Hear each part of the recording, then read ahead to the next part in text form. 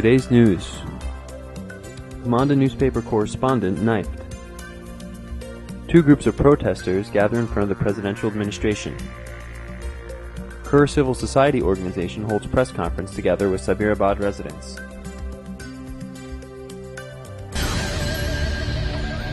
On the 30th of August at about 11 p.m., Commanda newspaper's sports journalist Rasul Shukursoy was knifed. The journalist told the Institute for Reporters' Freedom and Safety that he felt somebody was following him when he got off the bus in an area called Marquez and walked towards home.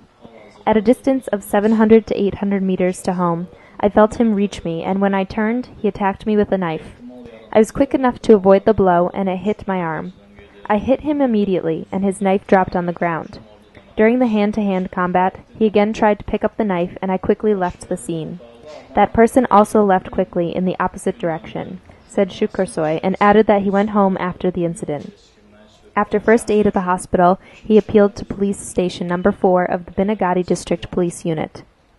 Pointing out that he has no personal enmity with anyone, the journalist added that the incident may be connected with his professional work, namely football player Mahu Gurbanov's assault at the editorial office on August 22nd. Commanda newspaper editor-in-chief Rashad Ergun said that the newspaper received threatening emails and he shared the contents of those emails. The letters sent under the names of Famil Salamov and Yalgin Gurbanov allude to danger awaiting me and other office employees, specifically Shukursoy, the editor-in-chief emphasized. Football player Mahu Gurbanov told IRFS that he has no connection to the emails or the knifing of the journalist. I don't know that journalist at all. If I have something to tell somebody, I say it directly, and I never sent an email to anyone. I suppose it is either a setup against me or another threatening action by Commanda newspaper, said Gurbanov, and spoke about the conflict in the editorial office. He stressed that a dispute occurred with the employers in the editorial office, but he didn't injure anyone or damage any property.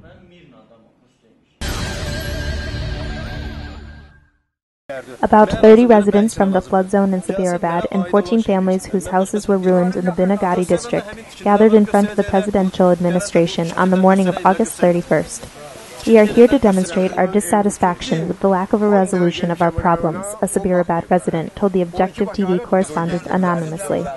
He said the government is not taking any action to alleviate the results of the floods, but time is going by and social tension is rising. The people don't have proper living or working conditions, nor do they have income. How long will it go on? Binagadi residents were also angry with the destruction of their houses without any compensation. From 1995 to 1996, about 3,500 private houses in Binagadi were built without proper documents. Though construction was not permitted, everything happened with the awareness of local executive officers. The residents want to be compensated for damages. They said those houses in the Binagadi district are the homes of refugees from regions around Karabakh. Last week, the government announced that the houses and the cemetery in the area will be removed because of the construction of a new metro station. On the 31st of August, in the press center of the Institute for Reporters' Freedom and Safety, a group of residents affected by the flooding in the Sabirabad region held a press conference together with Khur Civil Society organization. The reason for holding the press conference was to publicize the conclusions of the meetings held in the presidential administration and cabinet of ministry by the representatives of the residents affected by the flooding, and to give information regarding the banning of the operation of Khur Civil Society organization in the flood zone. The representatives of the residents affected by the flooding in Poladoktai, Azad Khand, Khankachan, and Chirgaran villages in Sabirabad said that the reason for their visit to the capital is unfair payment and even non-payment of compensation to them. Further, the lack of an evaluation of the damage to their households dissatisfied the residents. People participating in the event said that despite a big number of houses being ruined by flood, compensation that has been paid has been very few households.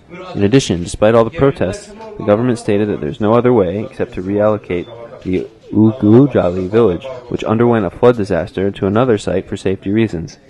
The residents said that although they came to the city hopefully, they are leaving the city without any results. The residents accused the head of the Sabirabad Region Emergency Situations Commission, Bafadar Bagirov, for unfair compensation. Khur Civil Society Organization Coordinator Oktay Gulalia, who conducted monitoring in the flooding zone, said that they failed to finish their activities as a result of the police pressure. Organization member Mehman Aliyev told that he suspects that 60 to 70% of funds allocated to the population were misappropriated by officials. Frankly saying, I expect that 25 to 30% of the funds allocated to be reduced the negative effects of the disaster would be misappropriated. But seemingly I was wrong. Much more of the funds are being misappropriated, emphasized Oktay Gulaliev.